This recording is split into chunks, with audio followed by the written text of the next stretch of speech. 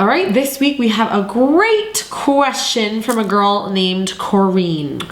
Dear Emily, I have been told that the best way to get to know someone you are dating is by traveling together. However, I have always wondered how you would go about with rooming accommodations if you are trying to live chastity. I see you and Daniel talk about trips you went on while you were dating. How did you live chastity and still travel together? Great question. An answer that not a lot of people talk about. I actually don't see this talked about very much. And so it is natural to wonder, like, how would you go about doing that? One of the first things you said, I've been told that the best way to get to know someone you are dating is by traveling together. And yes, part of that is true. Traveling together with someone really shows you the core of who they are.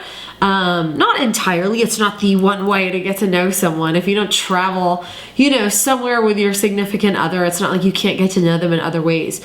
But traveling with someone shows you the best and the worst of them. It shows you how they problem solve. It shows you how they plan. It shows you how they deal with unexpected situations. It shows you how they treat people. It shows you a lot of things about the person that you are dating, because when you are traveling, not all situations are ideal. Not everything is planned perfectly, and sometimes it can be really challenging, and a lot of times people's true colors, as they say, come through. So did Daniel and I travel together? Yes, we did. Daniel is from Europe, as many of you know, and when I would go over there, he would take me on trips. He took me on 2 trips to Paris and 1 trip to Rome, because they're very close to his house. Paris is about a 4-hour drive. Woohoo, praise the Lord, I love Paris. We traveled together. How do we do that? Well, we had decided at the beginning of our relationship we were never going to stay in the same bed, sleep in the same room unless we were married. Some people say we're going to save sex for marriage, but we'll stay in the same bed, etc. But that is not something that we wanted to do. We did not think that that was smart in terms of temptation, etc. So we decided that we would not share the same room. So how do we go about doing that? When we were in Europe, one of the times we stayed at a hostel. I stayed in the places where the girls were staying, and Daniel stayed in the guys' quarters. Some hostels are better than others. Watch out for hostels in Europe. Some are great, some are not so great. The one that we stayed in Paris was really, really wonderful. And we had the option to stay in like quarters where it was like co-ed in a room, and we still wanted to respect the fact that we were trying to choose chastity together and not sleep in the same room until our wedding. When we were also in Paris, one of the greatest things we ever did was we stayed in the Sacre-Cœur Basilica. I'll tell you more about that some other time, but there were separate quarters for men and for women. And then when we went to Rome, we found a host family that actually had 2 separate bedrooms in their house that we could stay in. So is it challenging? Yes, because a lot of times, especially in America, you can't stay in hostels. You can't stay with host families very often, but host families are a great option if you know people in the city that you're going to visit, friends, family, etc. Oftentimes that's a great way to do that.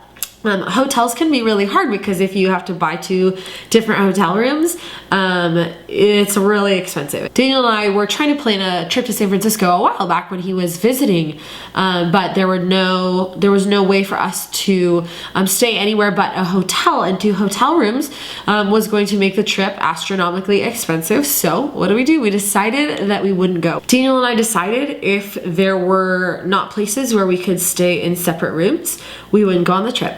That maybe one day we would get married and we could go on that trip then, but that we had decided ourselves. We decided something together, what our boundaries were. We had decided that together, and we wanted to honor that. And going on some trip wasn't enough for us to dishonor what we had decided together. We wanted to uphold the decision that to purity that we had made together.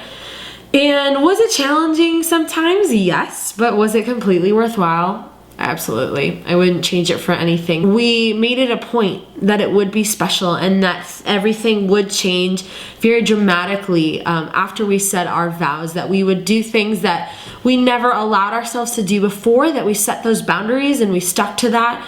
And it was totally worth it. It was totally worth it because it was really, really special. And it's not worth just, going on some trip and crunching in on your boundaries just to like go on that trip. So host families, great option.